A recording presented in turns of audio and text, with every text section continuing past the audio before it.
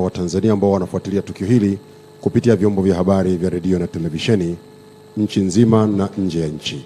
Mheshimiwa Rais, karibu.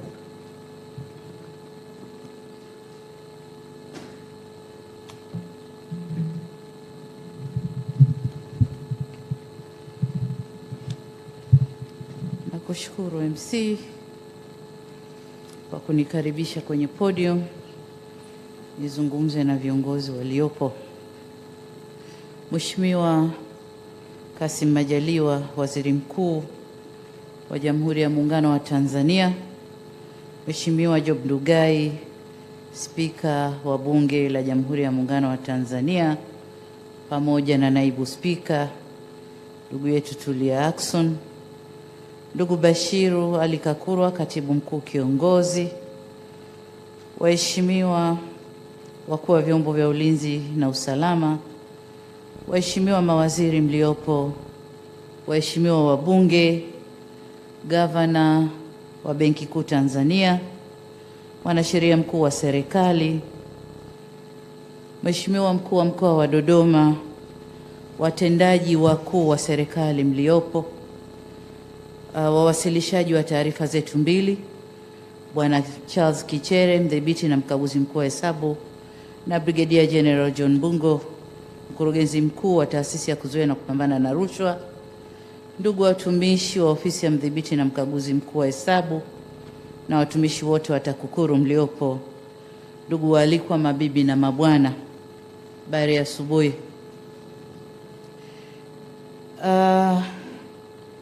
Nianze kwa kumshukuru Mwenyezi Mungu mwingi wa rehema aliyetujalia uhai na kutuwezesha kukutana leo kupokea ripoti hizi mbili ambazo zimewasilishwa kwa mujibu wa sheria. Nakumbuka bado nafahamu kwamba tupo kwenye kipindi cha maombolezo ya aliyekuwa kiongozi wetu, Rais wetu Mheshimiwa Dr. John Pombe Magufuli, lakini hata hivyo kazi lazima ziendelee ili kuendelea kuenzi dhima ya hapa kazi tu. Na kwa ajili hiyo naomba sasa tusimame kwa dakika moja ili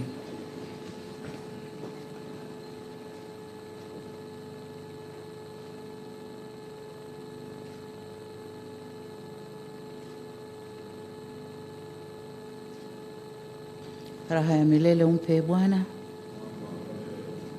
apumzike kwa amani. Nawashukuru sana.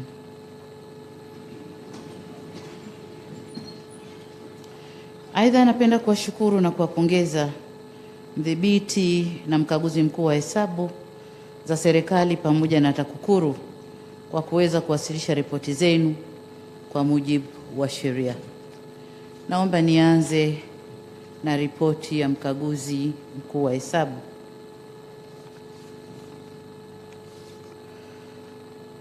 Nianze kwa kupongeza mdhibiti na mkaguzi mkuu wa hesabu kwamba mmeendelea kufanya kazi zenu kwa taratibu mlizowekewa na kuweza kuwasilisha ripoti yenu hapa leo. Aidha, nikupongeze sana kwa kuteuliwa kuwa mjumbe wa bodi ya wakaguzi wa nje ya Umoja wa Afrika kwa ajili ya ukaguzi wa mwaka wa fedha 2020-2021, pamoja na kuwa mkaguzi wa nje wa Kamisheni ya Usimamizi wa Anga ya Afrika, yani AFCAC. Hongera sana. Ni matumaini yangu kuwa utatumia fursa hiyo wewe na wataalamu wa ofisi yako kujijengea uwezo zaidi na kuweza kufanya kazi nyingi zaidi. Napenda pia kukupongeza mdhibiti na mkaguzi mkuu wa hesabu kwa mafanikio uliyoyapata kwa mwaka uliopita. Ingawa tumesikia mengi, bado tutayazungumza baadaye. Nimesikiliza kwa makini ripoti yako na nimefarijika na mafanikio mlioyapata katika kudhibiti vitendo vya wizi, ubadhirifu na upotevu wa mali za umma. Pamoja na mafanikio uliyoyapata, napenda kutoa maoni kuhusu ripoti yako ambayo imeainisha maeneo yafuatayo.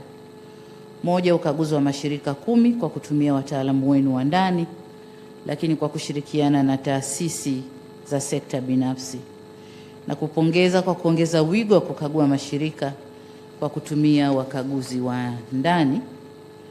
Lakini pia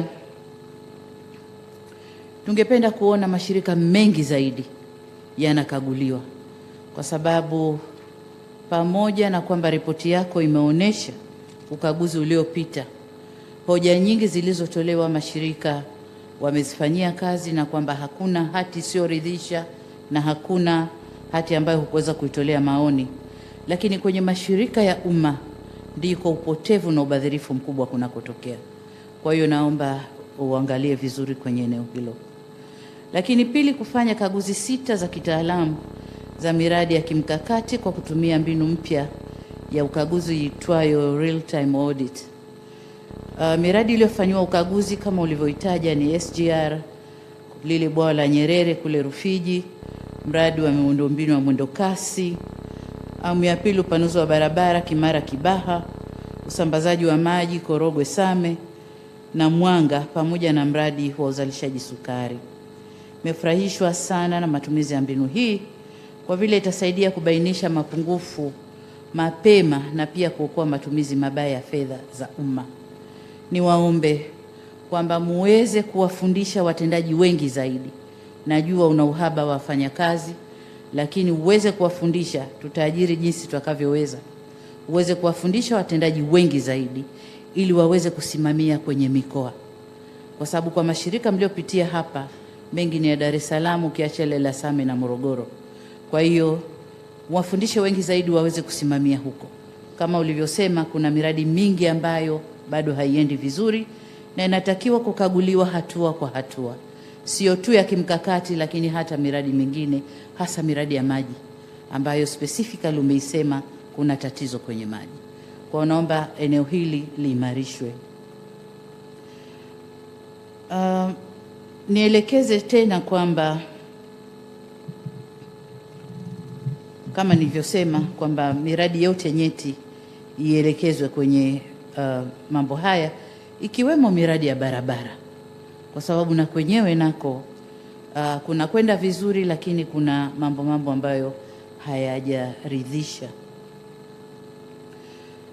Lakini pia niseme tathmini ya mwenendo wa utekelezaji wa mapendekezo ya miaka iliyopita, kama ulivyosema kwamba kulikuwa na jumla mapendekezo 8740 yaliyotolewa mwaka uliopita, ambapo mapendekezo 2610 sawa na 30% tu yametekelezwa.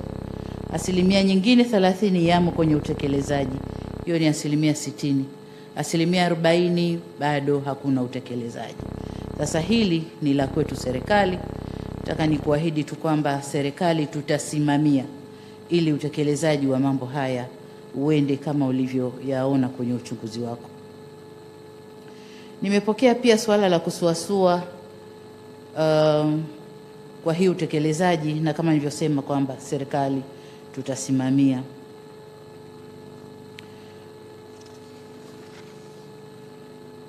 Kwa upande wako mkaguzi wa hesabu, niwashukuru sana kwa ripoti yenu ya kina. Nimepata kuipitia kidogo kwa sababu nilikabidhiwa kitabu kile ambacho kina summary ya ulioyafanya. Nilikipata jana jioni, nikajikunja usiku kukipitia, na nikaona mambo mengi ambayo yanahitaji kushughulikiwa ndani yake. Na kubwa ambalo ningependa hapa kujielekeza nalo ni mambo mawili au matatu. La kwanza, mashirika ya umma. Kama nilivyosema, hamna hati mbaya wala zisizoridhisha, lakini upotevu mkubwa unatokea huko. Na katika uwasilishaji wako umeniambia hali si shwari na hatua za haraka zinahitajika. Naomba nitoe agizo kwako na kwa TAKUKURU kwamba kwanza, kwa mkaguzi wa hesabu, naomba nenda pitia, na gavana wa benki yuko hapa, fedha zote zilizotoka kuanzia Januari hadi mwezi huu wa Machi zilizokwenda kwenye utekelezaji wa miradi ya maendeleo tunataka kuziona. Lakini katika ripoti yako nimeona pia ubadhirifu mkubwa uliofanywa katika shirika la bandari. Naomba TAKUKURU, hii ni special kazi, jishughulishe pale. Najua waziri mkuu aliunda kamati na wakafanya uchunguzi kidogo pale, na mambo yaliyotoka, hatua chache zilichukuliwa, lakini imani yangu ni kwamba kama kuna ubadhirifu ndani ya shirika, na kwa ripoti ile ulionikabidhi jana jioni, kuna ubadhirifu kama bilioni 3.6, karibu bilioni 4. Lakini wakati waziri mkuu amefanya ukaguzi, waliosimamishwa ni hawa wa chini huko. Naomba mara moja nitoe agizo la kumsimamisha mkurugenzi mkuu wa bandari, halafu uchunguzi uendelee. Kuhusu TAMISEMI, lakini hii ni pamoja na mashirika mengine kama yalivyo kwenye taarifa yako, ambayo tutakwenda tena kuipitia kwa kina kama ATC na mashirika mengine, halafu tutaamua nini cha kufanya kwa pamoja.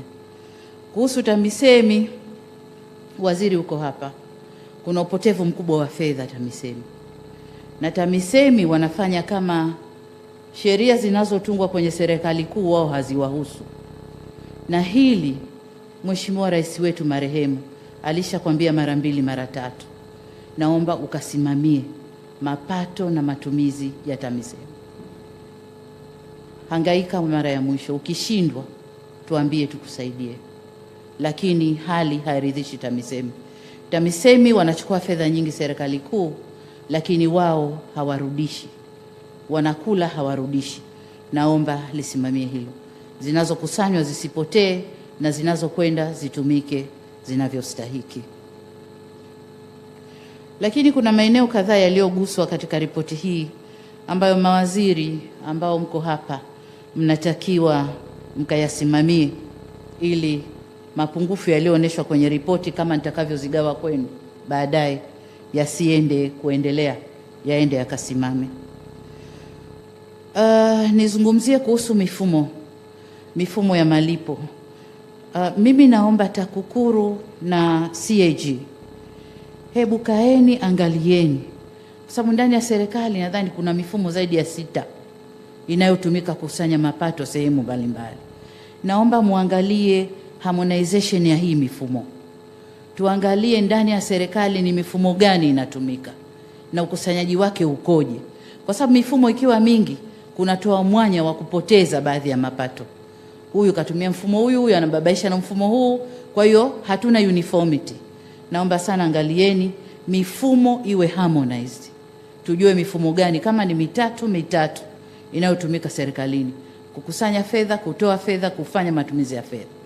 Kwa hiyo naomba mkalisimamie hilo. Na pengine hii kuangalia mifumo inawezekana ikawa ni field ngeni kwenu.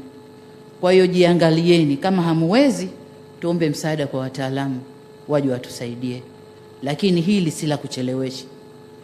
Si la kuchelewesha. Mashirika yasiyofanya vizuri, CAG, naomba sana ulimi wako usiwe na utata. Kama kuna shirika halifanyi vizuri, tuambie hili halifanyi vizuri. Kama bodi haisimami vizuri, tuambie bodi hii haisimami vizuri, kwa sababu tutakaposema mapungufu ndipo tutakapoweza kurekebisha na tukaweza kufanya vizuri zaidi. Tukinyamaziana kwa kutizamana sura, hatutarekebisha na tutawaumiza wananchi. Naomba sana ripoti yako iwe wazi zaidi. Utakaponiletea ukaguzi wa mashirika, naomba uwe wazi zaidi ili tujue tunachukua hatua gani.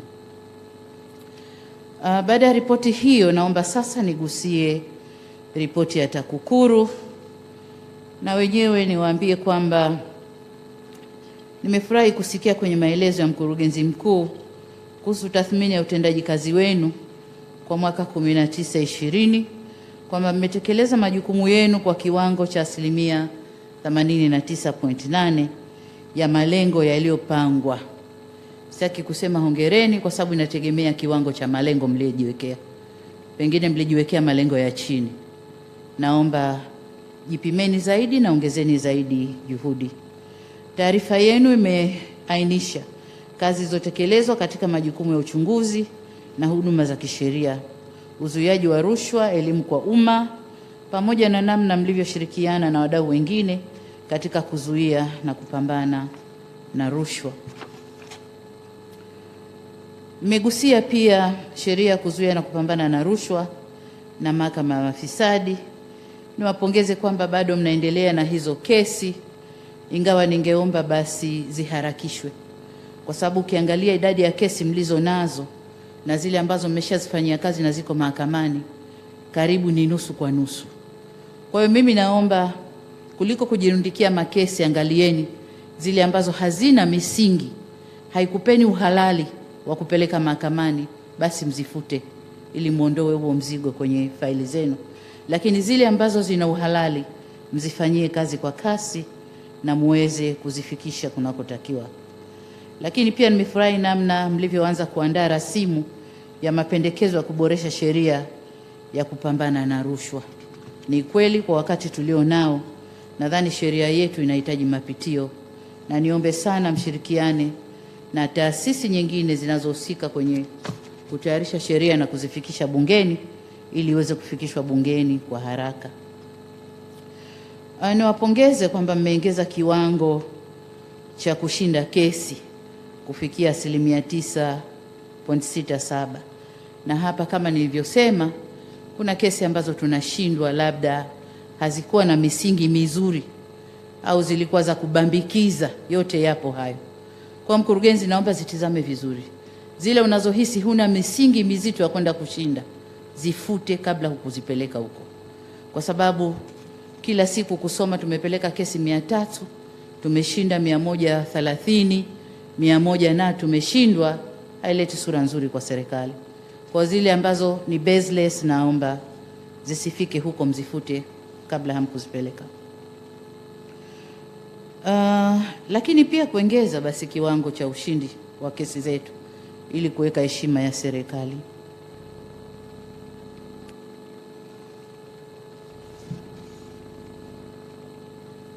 Lakini pia niseme kuna umuhimu wa kuangalia upya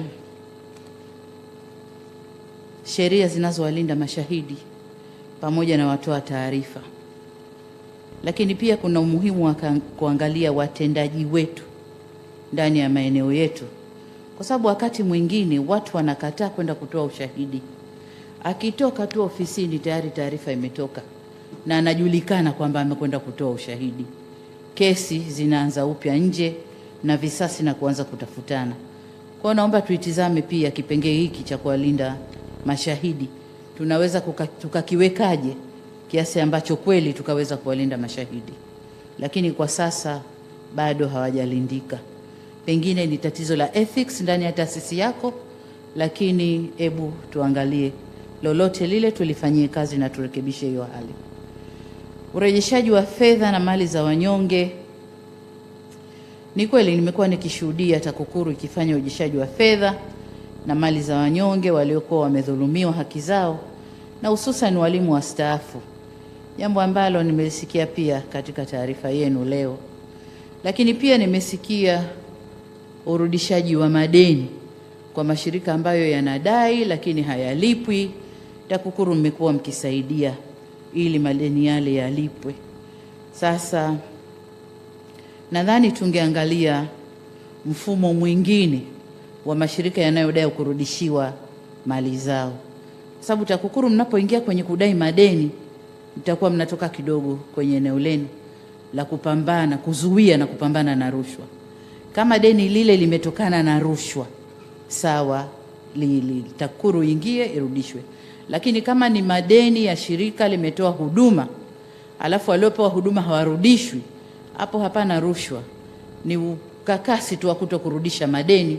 Nadhani serikali tungeweza kulisimamia zaidi, vyombo vingine vya serikali kuliko TAKUKURU. Msijitwike mzigo, na lisema hili ili muwe na ufanisi mkubwa kwenye eneo lenu kuliko kujitwika mizigo mingine. Utafiti wa rushwa ya ngono kwenye vyuo viwili vikubwa vya Tanzania. Hii Tanzania ina vyuo zaidi ya 64 nadhani. Sasa hii iwe ni baseline survey kwenu mmepata taarifa za awali, lakini mnaweza mkaenda na utafiti wa kina sasa. Na nadhani kuna mengi zaidi ya kuangalia kwenye vyuo ukiacha rushwa ya ngono, kwa sababu waliokuweko pale, anayeomba na anayetoa wote ni watu wazima. Sasa kuna rushwa za uvujishaji wa mitihani, kuna rushwa nyingi ndani ya hiyo sekta. Naomba msijibane tu hapa, tanueni wigo wenu wa kuangalia ndani ya taasisi zetu za elimu kuna mambo gani huko yanayoendelea.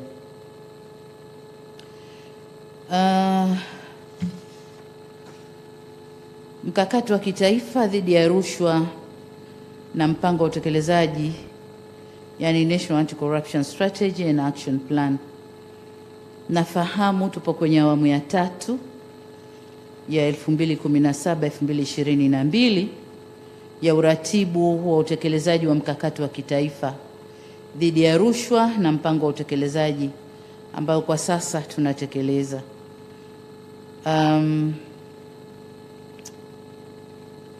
Lakini labda tungepata taarifa ya peke yake ya kwamba awamu iliyopita au mpaka kufikia mwaka 2021 utekelezaji umefikia hatua gani kwa kuzingatia malengo yaliyowekwa kwenye huo mpango action plan hiyo ya TAKUKURU.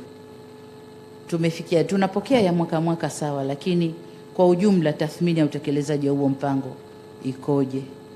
Lakini pia muhakikishe mnaainisha mafanikio na changamoto ili kwenye miaka hii miwili iliyobaki kufikia 2022 mwaka huu na mwakani, tufanikishe mkakati wa kitaifa kwa kiwango cha juu.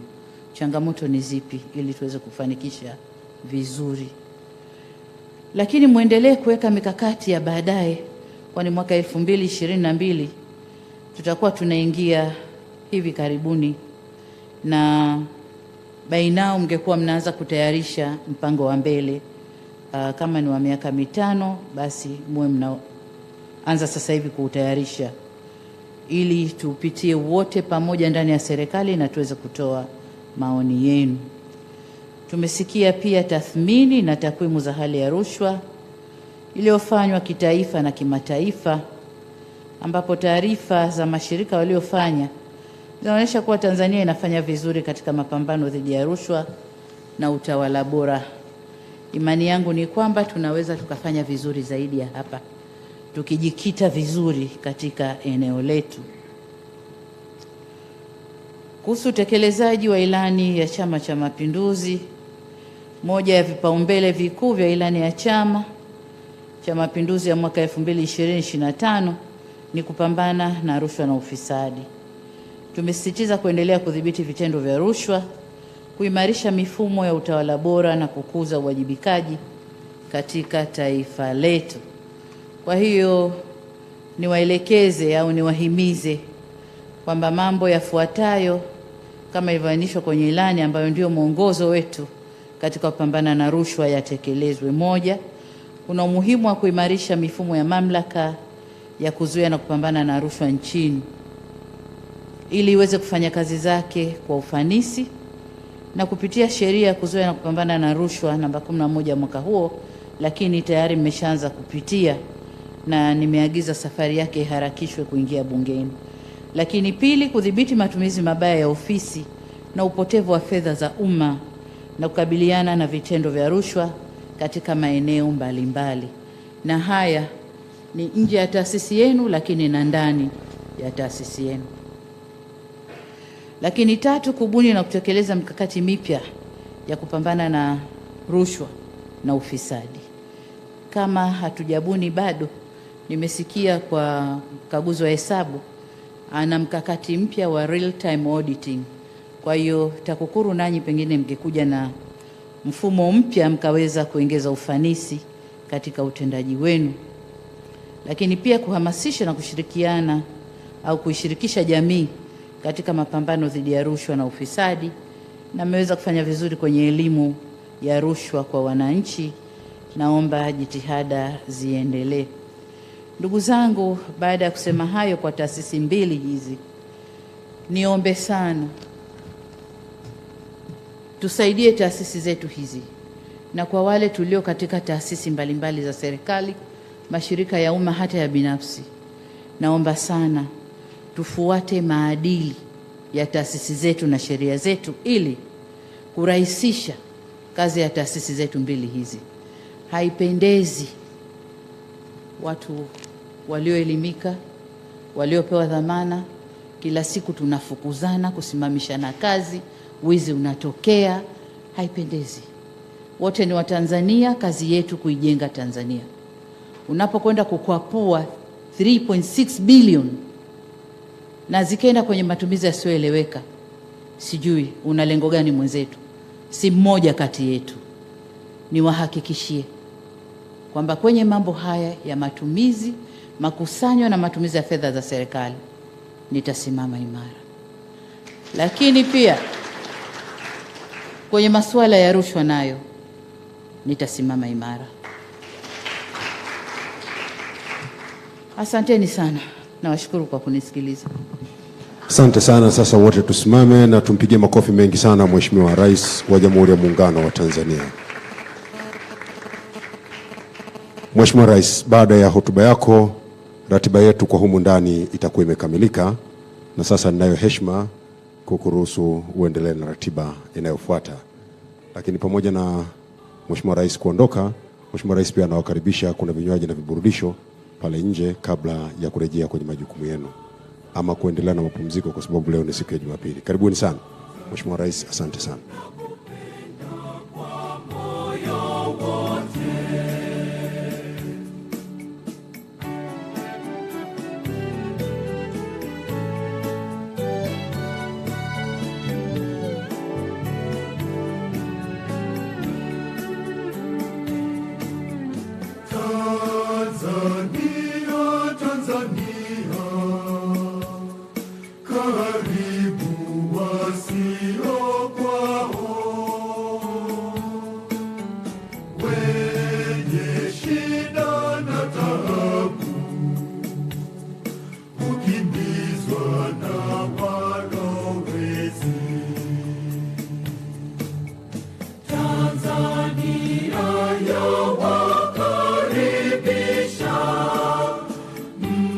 Mpigane kiu